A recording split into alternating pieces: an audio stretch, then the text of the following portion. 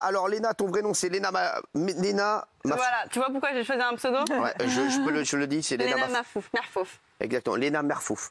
Voilà, on dit pas Mafouf, on dit Merfouf. Hein. On peut dire les deux, donc tu as pris Léna Situation. Pourquoi tu as choisi Léna Situation pour ceux qui ne le savent pas? Pour partager toutes mes situations. Voilà, c'est ça. Je n'avais pas beaucoup réfléchi, je me suis dit, mais ça marche, hein. Ça marche. 22 ans, donc sur les réseaux depuis 2012.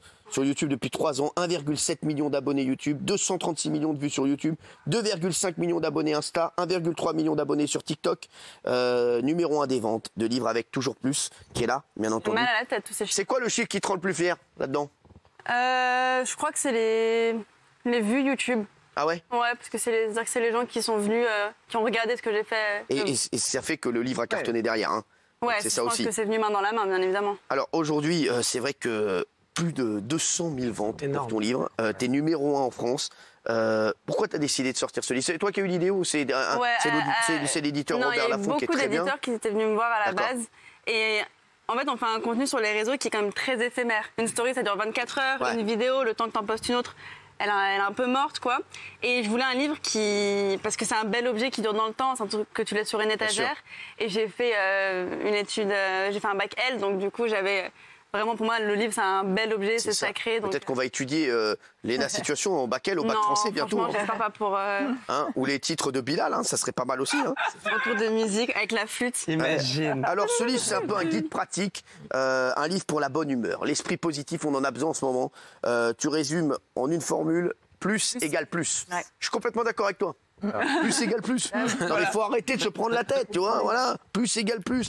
À l'époque, il y avait Laurie avec la positive attitude. Ouais. Et aujourd'hui, il y a Léna Situation. C'est plus égale plus. Des petites piqûres de rappel. Vous inquiétez pas, ça va aller. C'est quoi tes 3 conseils pour les téléspectateurs pour être toujours être positive?